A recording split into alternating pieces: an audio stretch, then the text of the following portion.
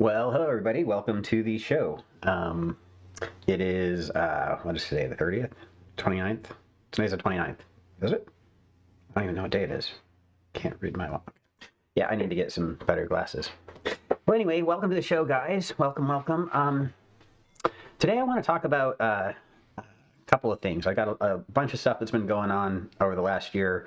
For me personally, there's a whole bunch of crap going on globally that's impacting everything that we're trying to do. I don't know. It's the end of the year, you know. It's just time to kind of, I don't know, for the last couple of weeks I've been like hanging out at the house, and we've been getting ready for Christmas, and then we had Christmas, and then we had the day after Christmas, and it's like everything is like, you know, trying to catch up on you know how you got all that stress trying to build up to the day, and like talking to my kids in Minnesota and all the, you know, my family in Colorado, and just all the stress of and it's not even like it was bad, it was just a lot to do that needed a lot of my attention. And then on top of that, I decided I was going to do this class for the manifestation thing for the new moon. And yeah, that was a lot to add to it in that mix of things. And I knew it would be. I knew it was going to be difficult, but yeah, I did it anyway. Whatever. That's fine. We made it. We made it fine. Everything's going fine. I'll do a recap on that in a little bit. But yeah, so like for the last week or so, I've been looking at my life, you know, and like taking stock and inventory. I mean, I've had time too because I was laid off, right? I mean, I lost my job. My company got bought by Pfizer of all places, and they laid off the IT department, or a lot of us anyway. So yeah, I mean, I've got time on my hands, and I thought I was going to get a big settlement, and then I thought I wasn't going to get a big settlement, and then I ended up with a nice sized pile of money. So it's really nice, you know. I don't have a lot of stress to do stuff, but I did for a minute there. I thought I wasn't going to have any money, so I put a lot of manic effort into creating income streams and magic and stuff, and it took off. It worked really well, and now I've been super busy the last couple of weeks, and it looks like I'm going to keep being busy for the rest of the next couple of years. There's no end in sight. And yeah, it's kind of exciting. And it's kind of like, you know, it's like you got to take stock and inventory and be like, do I really want to do this? Or what's going to happen if I do that? You know, do your divinations and see where you're going with your life and everything. You know, the end of the year is a good time for that. But, enough about all my stuff that's going on. The whole the thing I really want to talk about primarily is you know, it's globally bad right now. Okay, the planet is going through a shift to the right. You know, we're going from being libertarian. There was a big progressive push. You know, we had the Arab Spring, and we had Obama, black president. We had gay marriage became legal in the states in early 2000s. You know, and we were in a big progressive push towards what seemed like a more liberal, open, and accepting society. And you know, when I was growing up, the liberals were not 50% of the people. You know, they're always like the opposition party. I don't know. I feel like, oh, hey, how's it going, Qigong? And Ihaka Fairburn, congratulations. Oh, thank you very much. I gotta open up my chat here. Sorry about that. Yeah, good to see everybody. Yeah, so with all the stuff that, you know, the whole political situation in America, like over the last 20 years, like we had this big liberal push, and then now we're going back towards this whole Trump thing, and in the UK they had the Brexit thing where I don't remember what the name of the political groups were, but the conservatives over there, you know, I think they were the Tories, right? They took over the government and screwed it all up, and now they're trying to clean it up. Right, left stuff and bother seem like corporate nonsense. It's totally corporate nonsense. But that's the world that we live in, you know? And that's the thing, is like, I don't want to get all caught up in this political shit, you know? Because I mean, I don't have a political degree. I don't pay enough. I read the news all day long because I have time to these days. But it's, I mean, I read the news to see what the patterns are. You know, like you can, like, I don't believe any of the articles I read because they're not. Most of them are made up. I mean, honestly, most of the things that we care about are fake problems that are created by the media to sell newspapers and to create panic and angst and something to talk about in our society so that we have something to talk about while we buy stuff, you know? It's really dumb. The whole situation is dumb. But that's the world we live in, you know? And as magicians, you know, we're supposed to be able to see through it, you know? Qigong Tea Time happens to have one of those, you know, you understand how life works and how, as magicians, we see through the games and all that stuff, right? You know, as enlightened or heading towards enlightened people, we're seeing through it.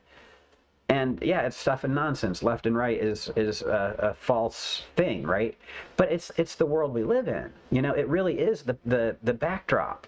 And what it's going to do, regardless of whether we play the game or not, is it's going to create opportunity. You know, it's going to create situations where, based on what we do in those situations, we're going to either come out on top or in a subservient place. And these times of political upheaval, right? So we had the big, the Grand Trine, I think it's called, whatever it was, when the three big planets were all in conjunction, and that happened like right before the 1770s or whatever, and it's a time of revolution, right? And when you have these times of revolution, social classes shift. In times of flux, individuals can shift their experiences a lot more than groups of people can. It's a good time to take advantage of things. And I think that as magicians, I think I am going to be using my magic to actively pursue creating more opportunity. I don't know. I want to be on top. You know what I mean? I'm tired of having everybody else doing things that impact me and not having it go my way. You know what I mean? Like I'm tired of feeling like I have to respond to everything, you know? Like I want to be in a position where I can take the time to think about what I want, you know? Okay. All right. I don't know who Tamla Moore is, but we'll drop them. Let's see, are they on YouTube? I think they're in YouTube. All right. There we go. Sorry about that. Let's see. Yeah, so like with all the crap that's going on, I want to come out of it not being subject to the whims and dictates of everybody else. I want to be rich. I just want to be rich. I want to have enough money to not have to worry about all these other things. But I mean, it's selfish, I guess. But I don't really care anymore. One of the things I've realized is that being selfish is sort of the only thing that makes. I mean, compassionate. What is it called? Compassionate, enlightened self-interest is what I'm talking about. Where you understand that when you take care of yourself, you take care of everybody around you. So, if I sound selfish, it's because I do want the power and the money and the resources, so I don't have to deal with everybody's crap anymore, because I am selfish, yeah, but also because I want to take care of my friends and I want to find a way that's easy for other people to do, to follow, so that everybody isn't stuck. You know, I mean, I'm trying to get over my whole Messiah complex. I really am. But you know, from the time I was born, my mom taught me that, you know, I was supposed to be a preacher and I'm supposed to be, you know, she named me Jesus, Joshua. I'm Joshua. I'm the name of Jesus. You know, no pressure, right? But I try to save the world. I always try to save the world. That's what I think I'm supposed to do. I'm supposed to like bring the good message of the Hermetic gospel, right? I'm still doing all the things I was programmed to do, but I'm trying not to be. You know what I mean? I'm trying not to be following the same old program over and over again, because I'm not here to save anybody else. What I'm trying to do is exemplify the parts of occultism that work, that are effective, that put you in a position where you can plan to do things rather than have your situation dictated to you by other people, right? And what I'm talking about is basically like, if you imagine this world as a simulation, and you know, in like a video game, there's the main character, right, who does all the things, and then there's the non-player characters, the NPCs, who are just reacting to what the main characters are doing. And that's our real life. It's based on our real life experiences of the people that we know every day. Okay, so you know people who are just sitting there watching the news going, what are we gonna do? You know, oh boy, what are we gonna worry about today? Is it gonna be aliens? Is it gonna be drones, aliens, or is it gonna be politics? You know, what has Trump done? What's happened with his cabinet picks? I got a post about that. I think about that. I have thoughts. You know, and it is very much a distraction. You know, but the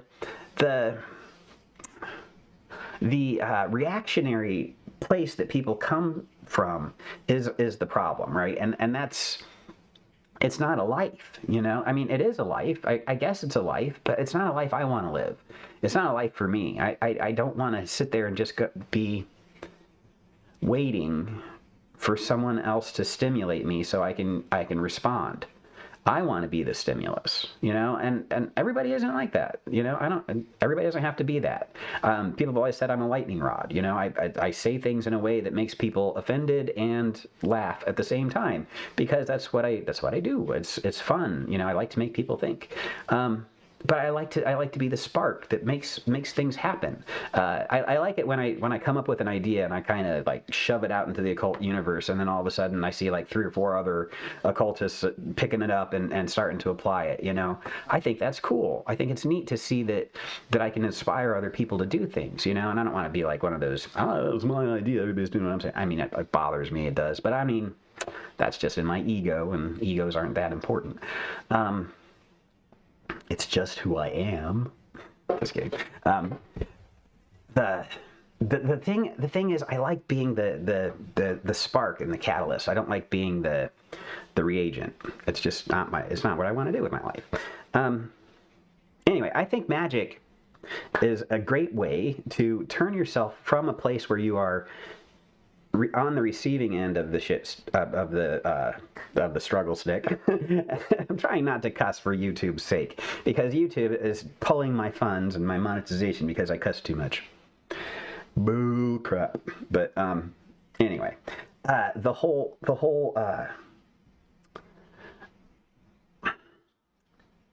the time of flux that we're in.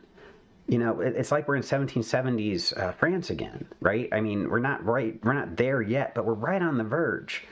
People are scared. People are moving. You know, we're losing the democracy that we had in the United States. It's at risk right now, and I honestly think it's going to go away.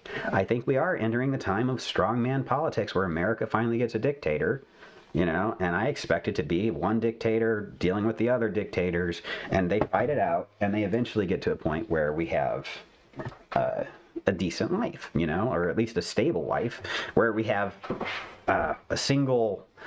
I mean, this sounds awful, but it's going to be like the Empire, you know, and the Empire sucked for the Star Wars people for sure, but I mean, they had some safety for a while. It's, I don't know how to put it. People are so screwed up. I expect it to be bad no matter what. You know, it's not like if the liberals won and Kamala was president, everything would be great. That was not great under Biden. I mean, I love Biden compared to Trump, but I don't love Biden by himself. If they had something else to deal with, you know. But anyway, the flux that everything's going in is a great opportunity for us, and magic can help us with that. And that's what I want to focus on over the next year or so. So I'm going to keep doing things like this course that I just did, the Conjuring Prosperous 2025.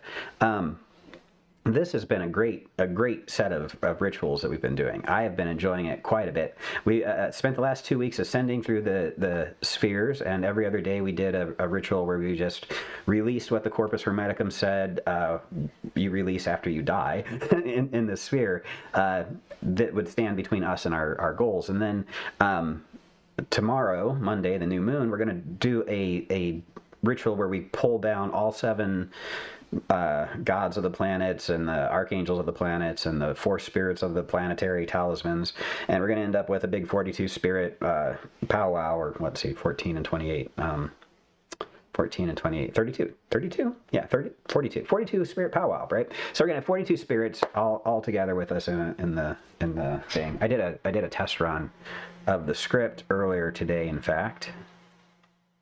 Ta-da! This is my ritual layout here. Pretty snazzy, I must say. Yeah, where is that? How do I turn it off? Okay, so yeah, so the ritual tomorrow is where we take our intent, our desired outcome, and we present it to the spirits, and we tell the planetary entities to, oh wait, 46 spirits. I forgot the 4 elemental kings, but we're going to tell them to do the thing, you know, in Saturn, Jupiter, Mars, etc., and then we're going to turn it over to the elemental kings for them to manifest it materially here in the material world. It's based on the whole system I've been talking about this whole time. If you take my Conjuration class, it's all based on that. If you take the Planetary Magic classes, it's based on the lore from that. You know, it's basically taking my thread of magic that I found throughout my life and turning it into practices that make sense of everything that I've studied and have worked to create what I'm experiencing as a very prosperous set of really good experiences. I'm sorry, let me check out what's going on with the comments here. Let's see. Amen, bro. We can't be the change makers unless we get rich. Exactly. That's just how it works. And it's not because money is great or that being a capitalist is key to it's good. It's not good. We don't have any good options on Earth. We don't have good options. Okay, this is, all right, you know, I'm going to take a break here. Going off track. The all thing, the one big all thing, this big fucking freaking eye thing that I have over here on the right, this is the all thing for me, right? This is the big spaghetti monster with this noodly tendrils throughout everything, okay? The all thing is just a pool of consciousness. And in the Corpus Hermeticum, basically it says that in the beginning, everything was one and it was all light. And if you look at Judaic mysticism, it says the same thing, right? You go back to the Pleroma in Gnosticism, it says the same thing. Everything was white light, pure white light that was just white light. And then it got conscious and it got bored and it contracted. It separated out a part of itself in the Corpus Hermeticum. It pulled a part out of itself. And in that steaming part, because there was a dissonance, matter was able to form. Okay? And the whole all right, and this sounds like Gnosticism, like this whole planet is fucked and that's why it exists. It is. But it's not a downer, okay? It's a positive thing. All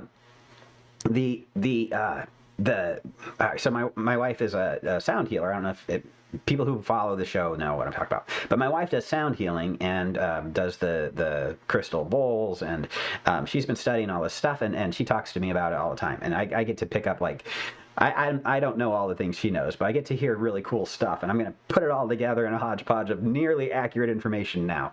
So take it with a grain of salt. But basically, if you look at the frequencies that she works with, like for the main vibration that she uses, it's the note of C. All right, or not the main one, but like the start of it is a C, right? It's low C, high C, and in between that all notes there. But the C's vibrate at or the range of C's that they're working with is like 432 hertz, right? And that's important because of reasons. And then if you take and take it down to a fourth of that, you get to 108 hertz, right? And when you start multiplying that out and you do all this weird fancy, looks a lot like freaking gematria, Crowley's made up make-believe gematria, right?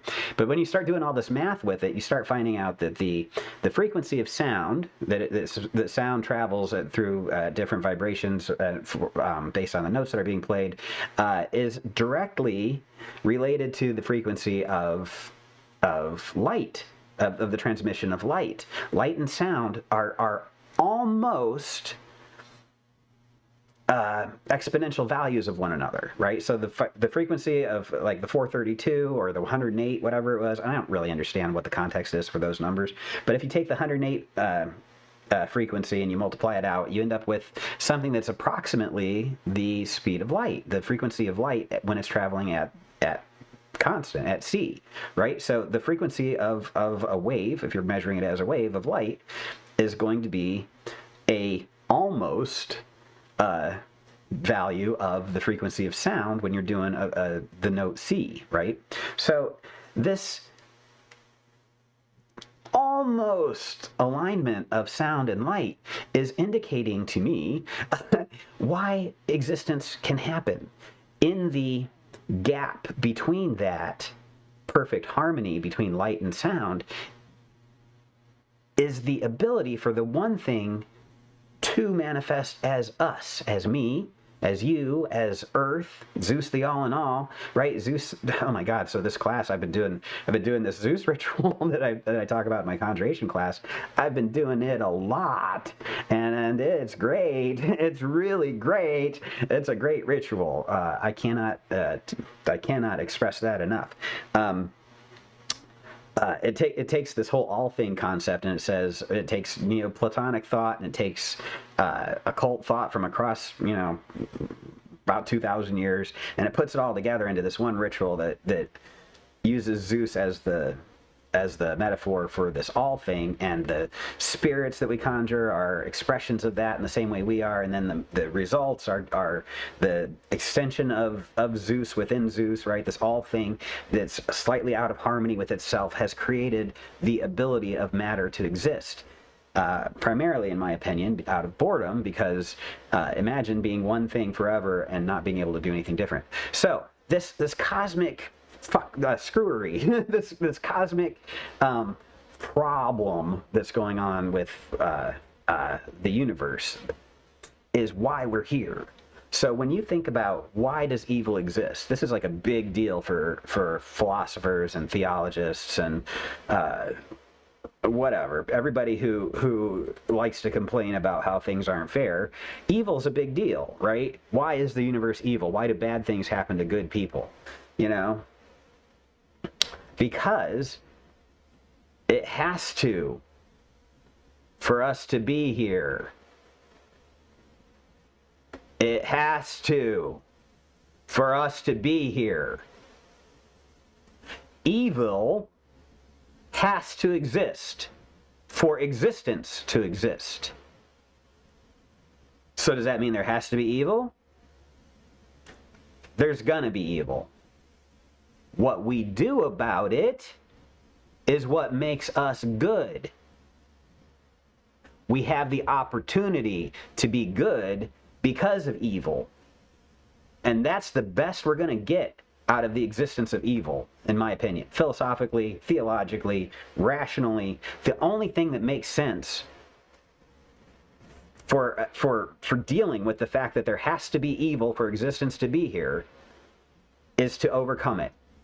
And it's not because God wants you to overcome evil and he's putting challenges in your life so that you can do that. It's not. It's because God's freaking bored and wanted something to do and made up all this crap that we care a lot about and then lived it. And we can't blame him for it because he's us. He's experiencing it himself. When you say things like, I did this to me. It's a joke, right? I did this to me. Yeah, you did do this to you. This is all of us. We're doing it on purpose. And we don't have to be evil.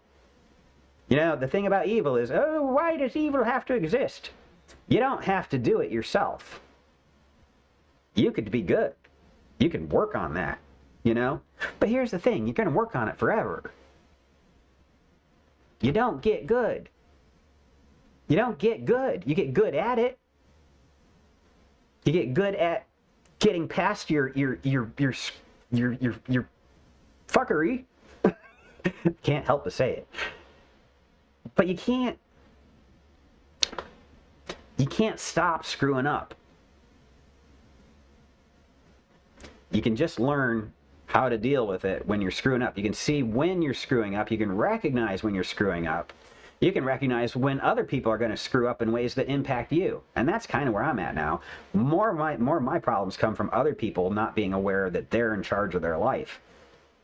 like if everybody knew that they could just do something different, I mean, it might take a while to get from zero to wealth. You know, wait, I did see something. Let's see. Part dude, dear Rufus, I am struggling tremendously financially. Is there anything I can do as a novice quickly with not many tools to turn this around? Many thanks. Part two, I love that you asked that. So this is exactly what I'm talking about. Yes. Yes, there's stuff you can do. This is a notepad from my previous employer. This is from HR. It's trying to get us to speak up if we see something, to say something. And they gave it to us, and it's just a pad of paper, right? This is my pen. So these are the tools of a magician. This is all you need to start doing magic tonight. So tonight, if you want to, here, I'll even pull it up. You can take a screenshot of this right now. Where is it? This would be the wealth class imagery. Yes. Okay, I think this is it. All right. I'm gonna have to cycle through these real quick. All right. So yes, this is a table of practice, right? So take a screenshot of this and draw this on a piece of paper with a pen. Right? This is a table of practice. This is your board that you use to conjure spirits and change the world. Okay? Then you conjure the spirits. If you go to esotericarchives.com, at the very top of the page, on the upper left-hand corner, it has a link for Trithemius. And if you click the link for Trithemius, you're going to see one of the things he wrote is the art of drawing spirits into crystals. This table of practice comes from that, and there's instructions on conjuring these 7 archangels of the planets. And the timing that you use is the planetary hours, and you're going to have to do some research on that. Look up how planetary hours work. Find the planetary hour for the spirit that you want to conjure. And do your research, learn how the planets work. But I mean, if you're broke and you want to make money, you want Jupiter for wealth, and Venus for favor. They're your good spirits, right? They're the benefics. They bless you with favor from people, so people will want to help you and give you money. And they bless you with opportunities, and they bless you with wealth and health, right? So you need to increase the Jupiter and Venus work power manifestations in your life, and you do this by calling on the Archangel of Venus, who is Anael, and the God of Venus, which is Aphrodite. I'm sorry, just a second. My dryer is.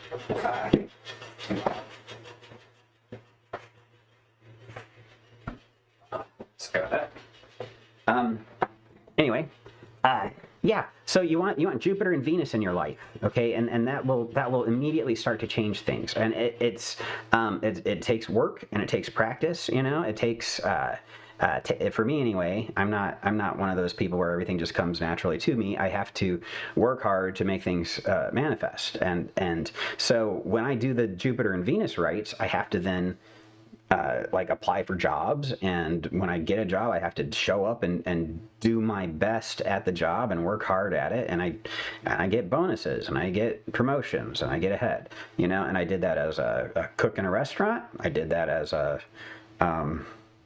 as a technical writer, as a software developer, you know. I'm going to try to do it as an AI prompt engineer.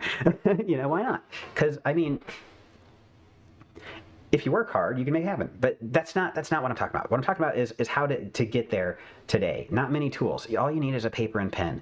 Go to esotericarchives.com and read every page of that huge website, and you will find all the information that you need. All the seals are there, all the tables are there, all the techniques are there.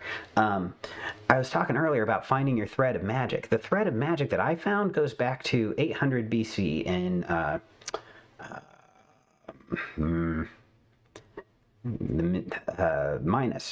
King Minos, right? With the Minotaur, right? The Minoans. The Minoan culture is like the earliest culture that has influenced my magical practice that I know of, and that's mostly through the bull stuff, the Tauroctony and the the Minotaur. But also the beliefs that they had there impacted some of the philosophers that I picked up on later.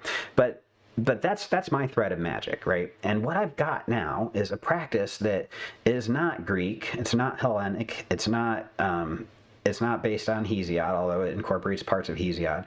It's not Orphic, but I use the Orphic hymns and I use the Orphic mystery truths, the way they express the truths of existence to understand, comprehend, and interact with my universe as a magician.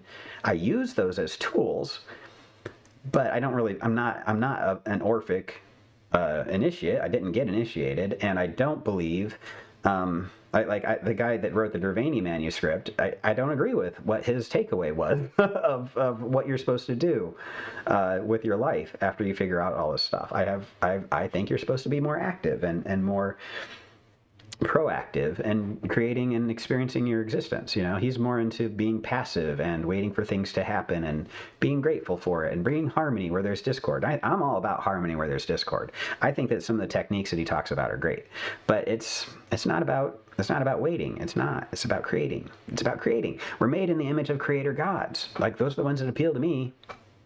Anyway, let's see. Sorry. We don't live in a democracy, constitutional republic. Yes. Unfortunately, Donald Trump Kamala. All right. Yeah, I don't want to get too much into the politics. I love it very much, but I'm not very smart about politics, so I try not to opinionate too much. I think that occultists understand a lot more about how what a life is worth than politicians. Politicians are doing politics because they like it, I guess. But I think that magicians aren't politicians, and we're not going to be good at it. We're more interested in finding out how to turn the raw power of art, at least for me. I'm more interested in learning how to turn the raw power of creation into an experience that I enjoy. That's it, with spirits and symbols and seals. All right, so let's see. Listening and writing notes, part 2. Yes. Okay, do you place the table of practice inside the magic circle or outside? Okay, so I don't work with work with magic circles. Let me go back to that picture real quick. The table of practice is here. You put it on your altar, and it looks like this. This is what your altar would look like with your table of practice on it. You've got in the middle, you've got your table of practice. On the right, there's a wand, there's an incense burner, a candlestick, and your scrying medium. This you can see the circle here that's on the outside. So I'm sorry. Let me start over again. The Trithemian table of practice here with the triangle in the center and the circles around it with the spirit names. It's opposite of the magic circles that you're used to, where you stand inside the circle and you put the triangle outside the circle. Okay. So the reason that you're asking, do I put the table of practice inside the magic circle? All right, so part of the ritual, you pick up the wand, and the only time I use the wand is when I point it in the east at one part of the ritual, and I say, I draw a circle around me, and I say, I consecrate this ground for my defense. If you count that as a magic circle, then yes, you are within a magic circle when you are doing this. But if you look at a magic circle as a physical tool, like the magic circle of the Lemegeton or the different grimoires that tell you to draw a circle and stand in it with a triangle outside, you know, that's not what this is. This is based on the circles keep the spirits on the inside, the triangles where they manifest, and the magician is on the outside of the circle. And we're creating like a little a portal. It's basically like a Zoom chat with the spirits, and we dial in with this. Let's see. Sometimes the path of least resistance is not good if you have to make yourself available. Kind of like if you want to be with someone, you have to go and make it. Yeah, exactly. You can't just sit around waiting for things to happen. All right, so if anybody else has questions about magic while we're going along, please feel free to interrupt. I'm happy with that. But yeah, so finding your thread of magic, the things I just showed you, the Trithemian thing, that's my interpretation of the art of drawing spirits into crystals. Brian Garner, who is also known as Frater Ashen Chasen, he has a ton of really good information on the art of drawing spirits into crystals that I don't do it the way he does it. I interpreted things differently, and in some cases I was told it was wrong, and I later found out that I was actually I was right the whole time. But Anyway, people disagree with how I do things is what I'm saying. So figure it out for yourself. And that's what I had to do, is I had to figure it out for myself. And that's what finding your thread is about. Like you pick up these parts of ancient Greece and Rome, and I did a conjuration of Janus the other day, Janus, whatever you want to say it, the Janus who stands at the doorway, you know. I opened a portal to the realm of positive, powerful Jupiterian forces, and set Janus as the guardian over the portal at a park here, so that we can I just opened one because I saw the Pope was doing it. He's opening portals for the Jubilee, so I figured I'd open a portal for Jubilee as well, so I did it out in the park. But anyway, you pick up these different things from different places, and you develop a way of doing things that is your own. Okay, and John Dee created his own way of doing things. He just prayed, and Madimi showed up. Madimi showed up, right? All he did was pray, you know, and then he found a shoe stone in the corner, and I was able to use it, right? And it's like they developed this method of asking the spirits what's going on, and writing down what they said based on the Trithemian art of drawing spirits into crystals, right? But it was based on it, and it was developed, and it was specialized, and they used it to get a revelation from the Enochian spirits, who then taught them a whole new system, right? So this is how magicians find their own thread. You study the stuff, you understand it, you put it into practice to the best of your abilities, you find out you were wrong, or you find out you were right, or you find out what the actual magic is supposed to do. And that's what actually happens to me the most, is that like I would do Jupiter magic to get money, and it turned out I needed to be more noble and have a greater character, and I would end up with money as a result, you know. And it's like, oh, so you expect a money right to make you do one thing, but it ends up making you do something different, and it has the same result that you were looking for, you know. And that's the kind of thing that magic has shown me about myself, is that it's character building. It builds character, and it does. It makes you into the kind of person that gets the stuff that you want. At least that's what it's done for me anyway, you know. And it also manifests things like out of the blue. Okay, I was walking down the street, and I found $300, just $300 sitting in the street. I can't tell you how much money I made this month, because it's still coming in. I'm not making as much as I did as a computer programmer, but it's amazing, you know. And people are like, oh, it's Christmas, but people aren't buying stuff for anybody else. Y'all are buying stuff for yourselves. Hell yeah. So, I mean, it's great. I forgot where I was going with all that. But the point is you make your own magic. Your magic is going to look like what you do. The system I put together and that I present is based on my understanding of Trithemius and Agrippa and all these 16th century magicians that I like, you know, and also the philosophers from like Plotinus and the Enneads, all the ancient Greek, not all of them, but several of the ancient Greek sources have wound their way into things. I work with Greek gods and ceremonial magical archangels that come from grimoires. I put them all together. It's kind of a hodgepodge, but it's all based on internally consistent materials, right? So like the planets are the core thing, the 7 planets, and all the things of the 16th century about planetary magic are completely resonant in my system. You build your own system, and it's a great time for it. Okay, things are in flux. If you want to be an occultist who makes money off the occult, it's easy to do right now. Okay, everybody's transitioning. I'm like of an age, and my fellow magicians of an age who are in my group of an age magicians are of an age. We're moving on. You know, we're still able to talk to people around our age and somewhat younger, but the younger people are going to take our place. The magic that is taught is going to change. It's going to continue to evolve. It's going to be expressed in new voices. It's going to be understood by new brains. It's going to have a new form, you know? And y'all are going to be the ones doing it. It's the time to do that. Okay, that's what these times of transition are. It's the time to take advantage of it.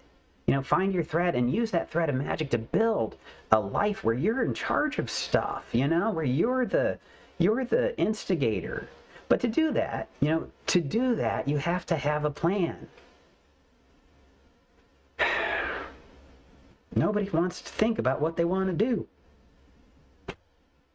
I have had clients who have hired me to do all these readings for why they're cursed and why they can't get ahead. And I'm like, well, what are you cursed in? And they're like, well, at work, I'm having a bad time. I'm like, well, what is that stopping you from doing? And they're like, I'm just not happy. I'm like, well, do you want another job? Do you want me to do ritual for you to get another job? No, I just want them to treat me right. I'm like, they're not going to treat you right. That's not how this works. But yeah. Anyway, the thing is, you have to put yourself in a position where you've got goals and steps to get to the goal that you're using your magic to manifest. In my opinion, that's the way that this stuff works best. And yeah, it's changing your character and it's transforming you and you're doing the great work, but it's in the pursuit of things like money and happiness and health. And health for your friends, health for your cats and your dogs and your pets and everything. You have to pursue those things yourself, and you're doing it on purpose. And you're finding out these things, and you're being transformed into something that's more powerful and fun and exciting and healthy and all that stuff. But you have to have a plot for the characters to develop, and people don't have a plot. So if you don't have a plot, somebody else is going to write it for you. If you're not dictating your narrative, other people are going to be tating their dicks at you, dictating to you. So, all right. Anyway, let's see here. Part 2. If I may ask another one, I have worked with pentacles made by a well-known practitioner, and they always seem to do miraculous things when I receive them right away, but it seems to only happen once per pentacle. I think I am not doing a good job maintaining a relationship.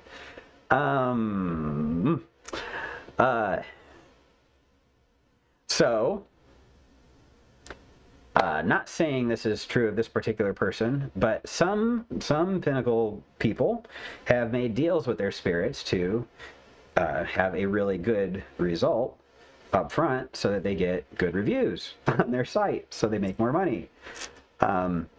It's not wrong. There's nothing wrong with that. Like, give them a boost so that you can see your power out of the gate. But it's so they can make more money. Okay, it's just, that's how we do things. The reason you're not getting more out of it is exactly what you said. You need to build up a better relationship with it. Okay, and the reason they can get a great result for you with these miraculous things is because they have a great relationship with their spirits.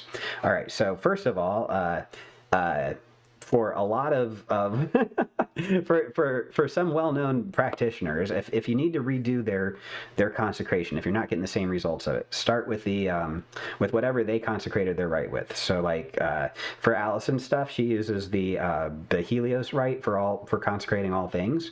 That's a great way for you to quickly juice up your talismans if they came from Allison. Allison Tchaikovsky is a great talisman maker. I don't have anything bad to say about her. She's a wonderful person. But if you want to boost up the talismans that she made, use the Greek magical papyri ritual called the Helios rite to consecrate all things. Sam Block has the Polyphanes.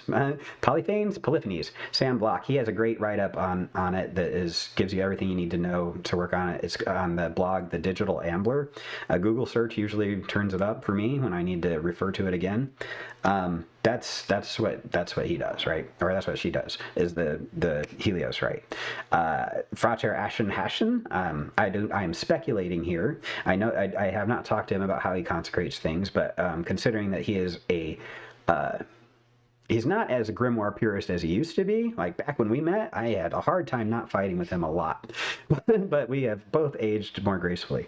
But his rituals are by the book, by the book, plus like he adds in some extra stuff to it that is also from another book that's in harmony with the book that he's working from. So it's book plus book for his stuff. So if you want to reconsecrate something that he's written or he's created for you, you're going to want to do that same ritual that he did, right? And that's a good way to do it, right? Just to kind of keep it in context of what the spirits are expecting.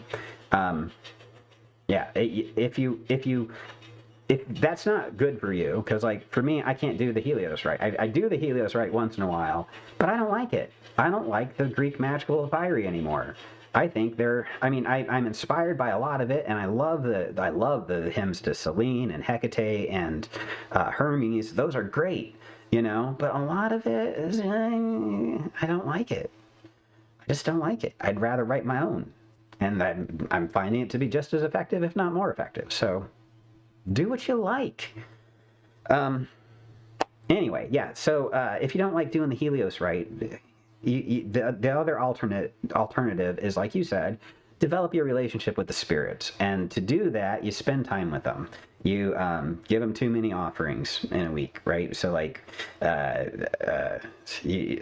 whiskey is good. You know, change out the shot of whiskey in the planetary day that most closely aligns with the talisman's properties that you want. You know, if it's whiskey or gin, clear liquids for Mercury and Jupiter. Well, Jupiter you can do bourbon too. But like expensive brown whiskeys. But pretty much everybody else likes whiskey. Cinnamon whiskey goes great for all the spirits pretty much. Hermes likes gin and Jupiter likes gin. But yeah, I mean, just really overdo it for them, all right? And then ask them to show up in your dreams. Okay, and that's the best way to really start a relationship with them, in my opinion, because they do. And you start to go on these weird, crazy dream adventures with them, or they reveal stuff to you, you know, and then you start to develop a relationship with them, and then you start to learn what they really like and what you really, yeah, and it's a time thing. It takes a while to develop those, but you will eventually get to a point where you're in a good place with it. Let's see, where were we? Hey Agatha, how's it going? Let's see. Let me ask another one. All right. Good. We all have the same connection, the same eternal source, which seems to believe it. Absolutely, DJ, you're right. And it's not just believing it. If you don't believe it, you can prove it to yourself, right? So you can prove it. You can prove it every day. If you do this mantra that I've been doing, it's Zeus ho Kephale, Zeus ho Mesos, Zeus ho Pantocrator. I've got it written down somewhere, but it's just Zeus ahead, Zeus the middle, Zeus the all in all. If you brainwash yourself into it, it works the same as if you believe it, okay? Because as you say it, you start to see it. And as you see it, you start to understand how it works, right? And it's not fake it till you make it. It's more like hypnotizing yourself into becoming a better person, right? Or programming yourself, undoing yourself with energized meditation, as Phil Hine put it. Using these techniques to reprogram your brain is part of what we're doing here. We're living on purpose, you know, thinking what we want to think about things. Let's see. Magical number squares dealing with Jupiter or hypersigilism. Is good on 47. Yeah, totally. Yeah. All right, I'm just reading this and enjoying it. Let's see. Agatha says, when you said that she thought you're not talking about the 3K guy. When you said she thought you're...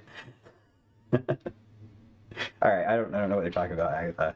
Hang on a sec. Do you think the solar maximum is raising the perception of people on the planet? Do you? Have you seen the people on the planet? No, I don't think that.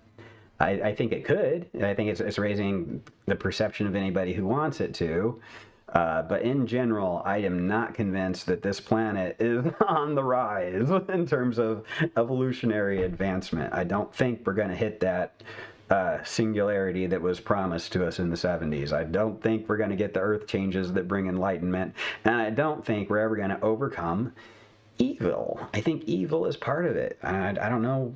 I don't know. Whatever. I don't think so.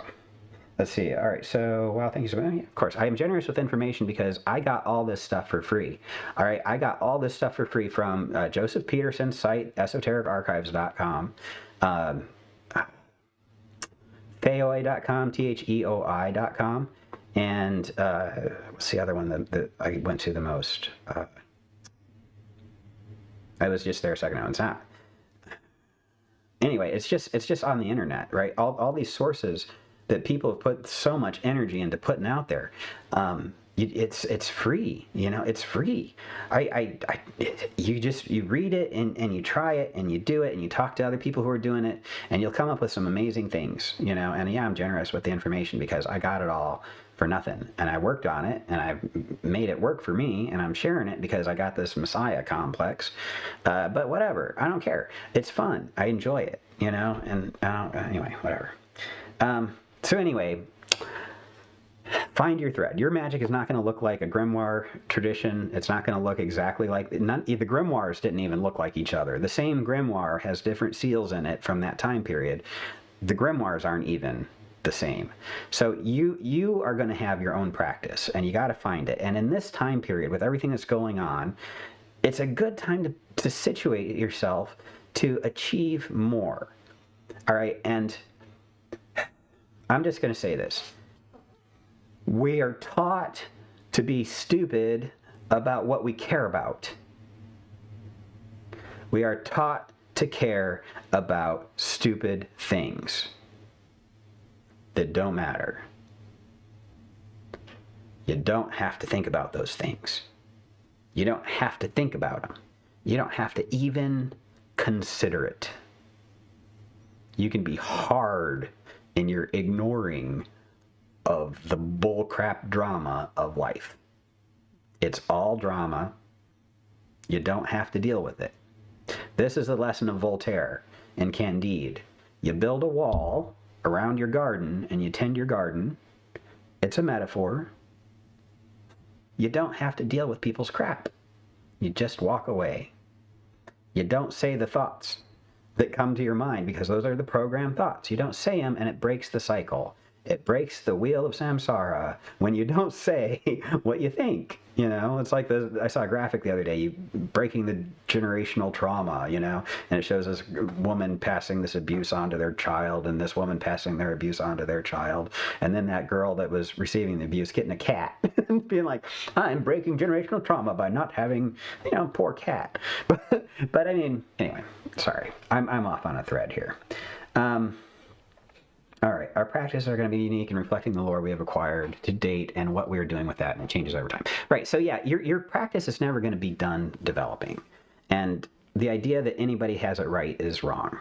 That's just how it is. And what we have is what seems to be working so far, and it keeps getting better, hopefully, or we go off on a tangent that screws everything up, and we have to fix that too. That's just how it is. All right, this whole thing is changing all the time. And it doesn't seem like it gets much better. So, what are we supposed to do? What is a magician supposed to do about it? I help where I can. That's what I do about it. Why am I generous with information about how to make your life better? Because I want you to have a better life. I want a better life. If I want a better life, I think everybody does. Anyway, anyway, I'm trying not to be too much of that. Speaking of better life, new moon. Today, tomorrow, and the next day, it's all part of the new moon. This is the black moon. By the way, it's not a black moon. All right, astrologically speaking, the last new moon was on 11/30. It might have November 30th. The new moon had to have been on December 1st for it to be a black moon. And just because it happened after midnight on December 1st doesn't mean that astrologically the new moon was in December. That's not how it works. Anyway, so yeah. The black moon. Regardless, the new moon is a great time to start things. This new moon is a new moon falling on a Monday, so that Monday is going to be a great day. New moons are when you plant seeds. If you're into gardening, I used to live on an organic farm, a hippie commune basically, and we tried to plant our seeds in the new moon time during waxing moons specifically, because you got better yields out of it, and we could chart it. We saw a garlic patch that we planted during a new moon and a garlic patch that we planted during a waning moon, and the garlic was much bigger. It's the same dirt. There's no reason for it other than when we planted it, and maybe it's because the tides were different, because the sun and the moon have the gravity lined up together at a new moon. Maybe that's why it makes things grow better. I don't know.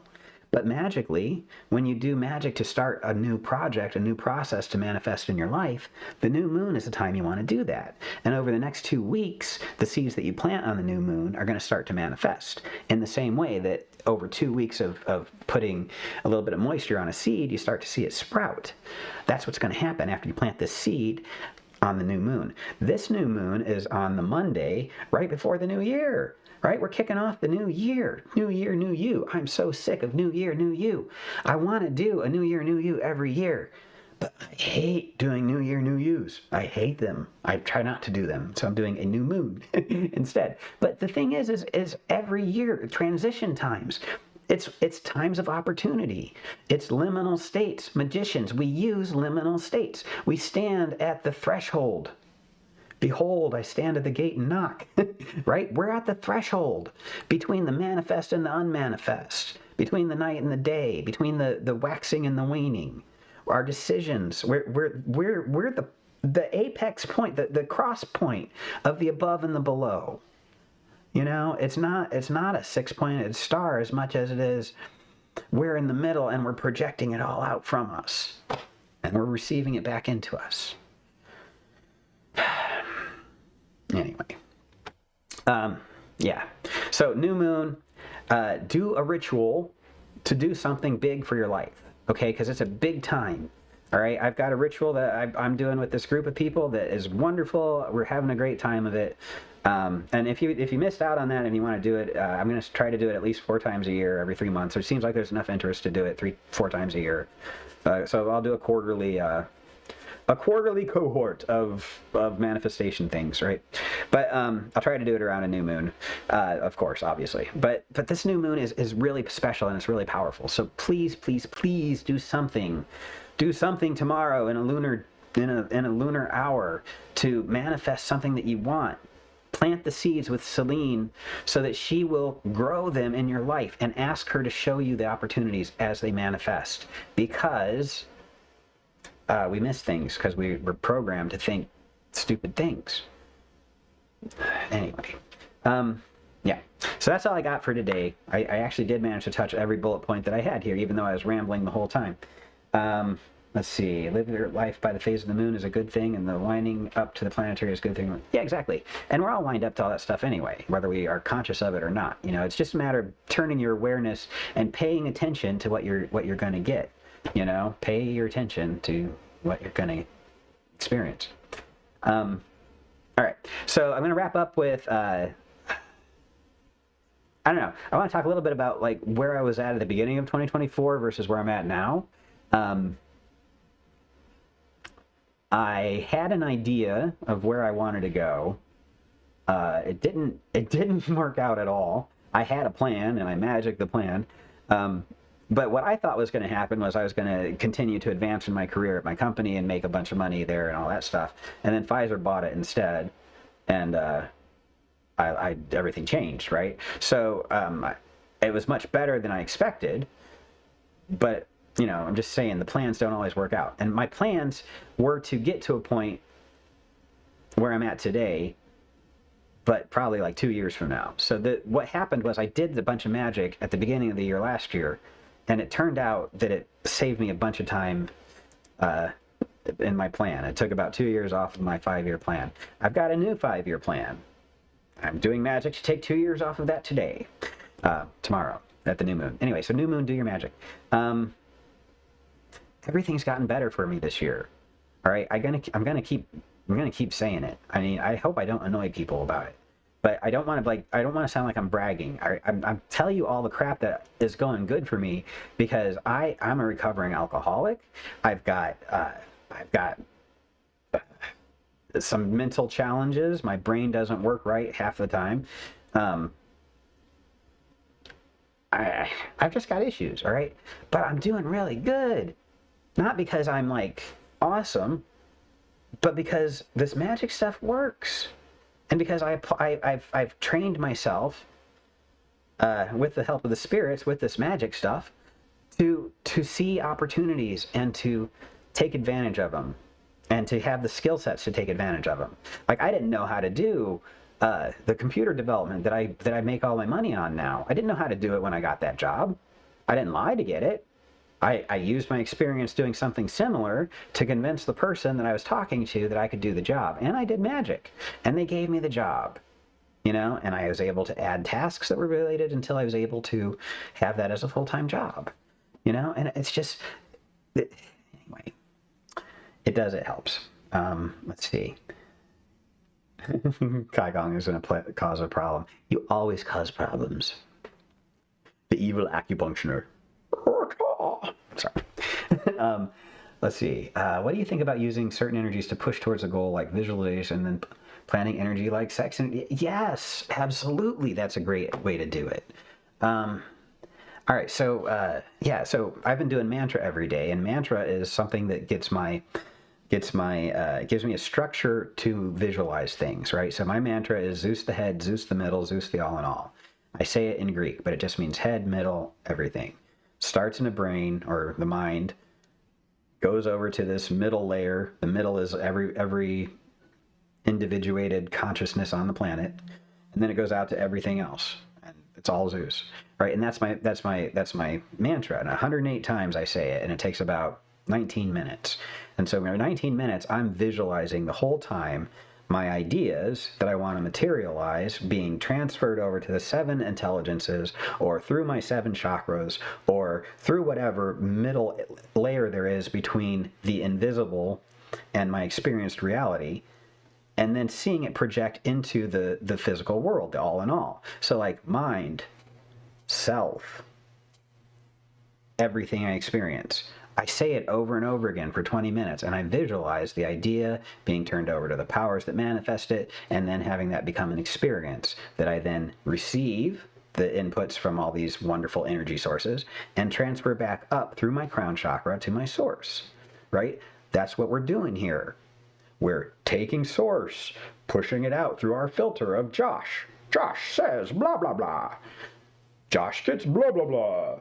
Goes back up to the source. That's all we're doing. We're just little source pumps, you know, pumping source through source into source to experience source and pump that back to source, right? The introduction of evil or disharmony or discord or whatever it was has resulted in us being able to do that. And that's what we do. And it can be positive experiences or negative ones or wealthy ones or not wealthy. I'm into wealth because I was born an American, and gosh darn it, that's great. You know, but if I was born in a different culture, maybe I wouldn't care so much about wealth. Maybe I'd want to sit on a mountain all day. I would love to be a Hindu in my next life.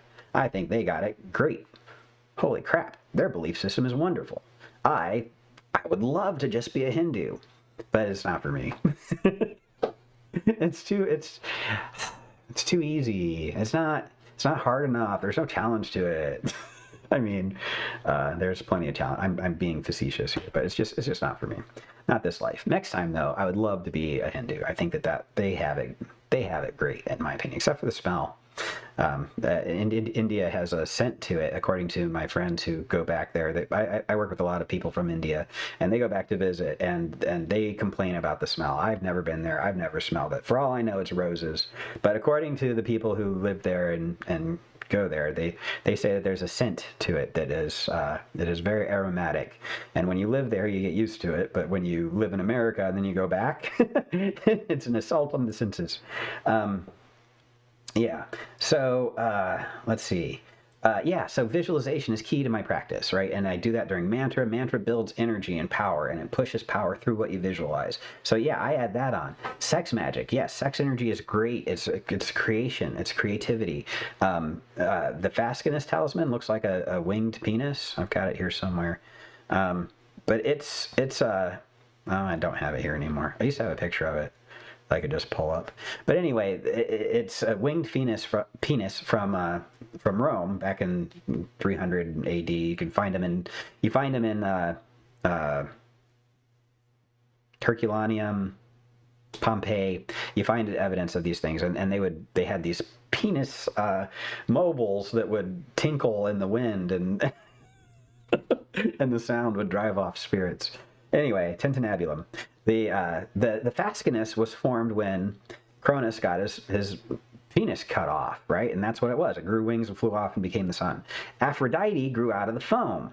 So the two entities that came out of the castration of Cronus are the fascinus, which is just the raw source of power that is represented, generative force of creation, and Aphrodite, the goddess of sex and creation. Because in the material world, for life, for a lot of us anyway, it's the interplay of the genders that result in the creation of life, right? I mean, not everything, and God knows what genders those are. I believe that there's a lot more than two. Don't get me wrong about any of this. But Aphrodite and the fascinus represent the basic screwery that has to happen for existence to manifest, right? The core way of creation is it's a generative act, and Aphrodite represents that. So sex magic is the best metaphor for all of this. So the hard part is trying to remember during orgasm what you're trying to pump that energy into. I do have some techniques on that, but my wife doesn't want me to talk about it because if I talk about sex magic, then they talk about her, and that's not fun. So people ruin everything. But suffice it to say, you focus your energy on your connection to the source the whole time. You open your chakras and you open a pillar of light that goes up to the source.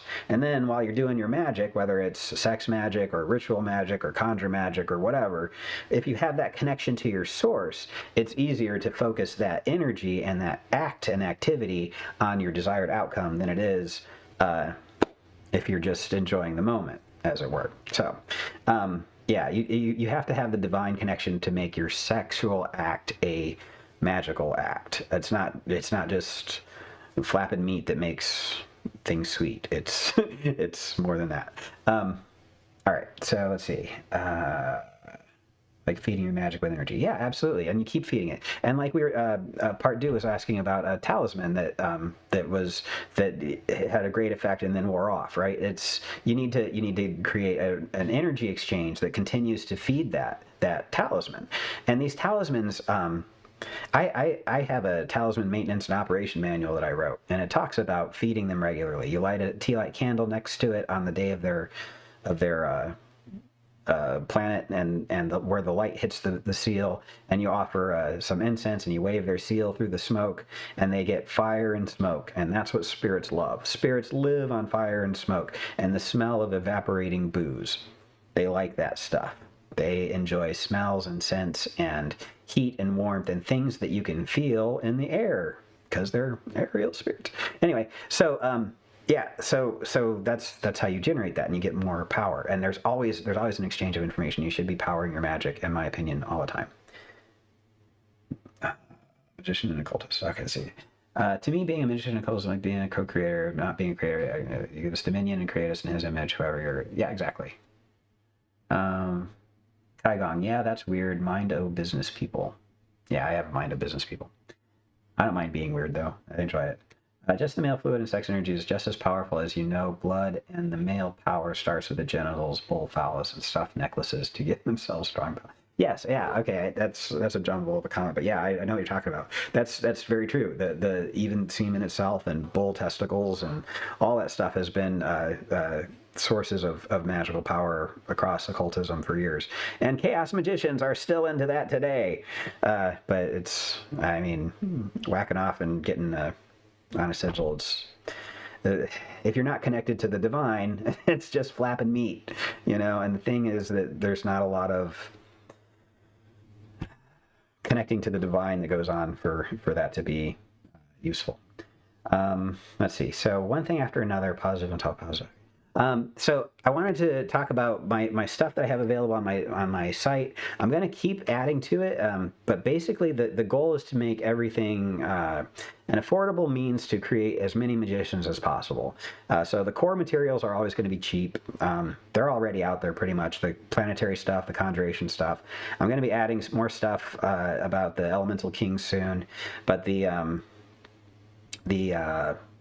Holy Guardian Angel, the Planetary Magic, and basic conjuration techniques is out there. That's what I feel like magicians really need to have to be able to do their thing. Hypnosis. I've been recording this hypnosis session where you do a magical rite, where I do the ritual, like I'm actually recording myself doing the ritual, like this.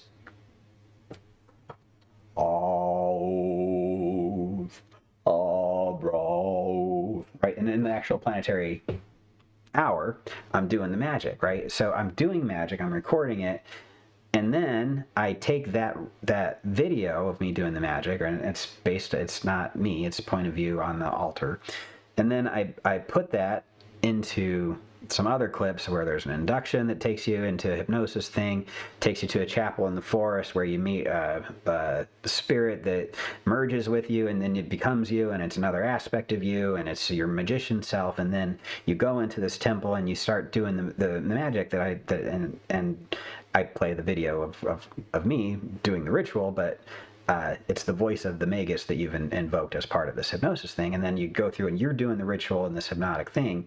I've hypnotized you so that you think you're me in that, or rather, the words of the ritual are coming out of your mouth, right? So the magic that is being done by you in the ritual and in the hypnotic session, and it's visualization, and it's not the same as doing a material rite. I think you have to do these rites out loud for them to be hermetic, for them to be actual manifesting rites, because if the air doesn't make the vocal cords move, if there's no sound, turning this invisible idea that you have into a formed concept that can be communicated to the world and materialized at least in words, then you're not doing anything to change the world. You're thinking about it, and that creates potential and energy, that could be used to manipulate the world, but you haven't done anything physical with it, right? So these hypnosis things are not to take the place of real magic,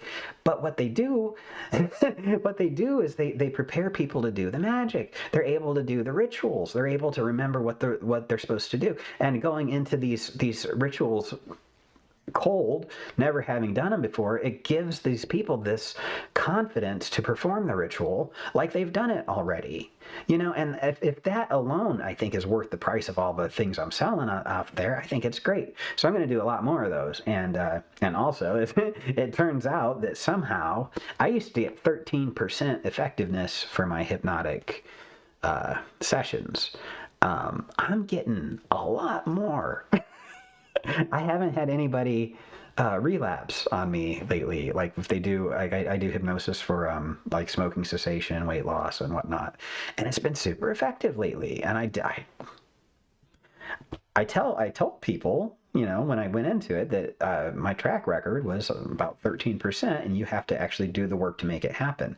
And maybe telling them that has made a difference. But so far, people have quit smoking. People have quit eating too much and stop drinking coffee, because that was a big deal for someone. Anyway, these are things that you can that are anyway. So I'm going to be doing more of that on the site, and also I want to add more things like this prosperity rite. So like on a regular basis, we all get together and we do magic, right? So a lot of these classes that are available in the occult culture, whatever. They're teaching, and there's methods, and you do it on your own, sort of, and sometimes you do it together with other people. But I want to do things where, and I'm sure other people are doing this too, but where I do magic with you, you know what I mean? So like in this hypnosis thing, I'm doing the magic with you and giving you a little bit of confidence, but also like this 2-week thing. It's actually a month, so like people participate in the course, but we're actually just doing the magic and we're talking about the results and we're encouraging one another and we're actually working on doing the magic almost as a coven, sort of, but not really. But it's still individual. But I think it adds something to the whole process because it gives us an opportunity to not just learn about magic, but to learn from magic itself. So I want to add more of that because I think that's cool. All right, and let's see. Abracadabra says, yes, people use the talismans and charms of the phallus, is what I meant. Yes, exactly. Yep. And it's kind of like if you want to be successful, you have to have the attitude of success. Exactly. And the thing is like, I really like New Thought.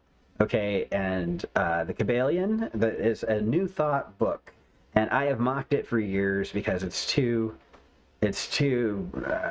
generic, it's too pablum-y, right? But the fact is it's effective for people who don't need more than that.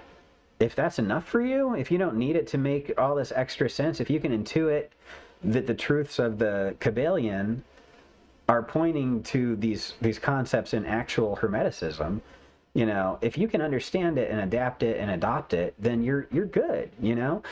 New Thought has its issues. It's weak in a lot of ways, but it's not wrong. It's not 100% wrong. It's not bad. It's got issues, but there's good stuff in it, you know? And like I said, I found my thread across thousands of years. I've taken pieces of New Thought into my practices, and it's effective, you know? It's really effective. Affirmations, totally agree. I totally agree. Affirmations work, and hypnosis works, right? But it's hermetics. It's talking. It's speaking. It's vibrating with intent, right? But it's not just thinking real hard and making noises. You know, there's emotions involved. There's mind. You know, mind, body, spirit. You have to have all of it, and it has to be turned on. Anyway, that's all I wanted to talk about today. I've had a really good time talking to everybody. Weird times with New Thought and the. I know you. I think we've talked about some of those. But anyway, I'm gonna jump off. I've got it's already 5 o'clock and I've got to eat. I'm starving. I've been I recorded 2 videos today for stuff for this course, and it's a lot of work. And I'm very tired, and I've been doing mantra every day at 4 a.m. and some days, one day I didn't make it until after 5, but the rest of the days, the latest I was like 4:15. And it's, now I think I've figured out how to stay on track, but I'm exhausted, and I won't be doing the 4 a.m. mantras again on any of these classes. No, I will do them at the time that I normally wake up, which may be around 8 or even 9 if I can stay unemployed for a living.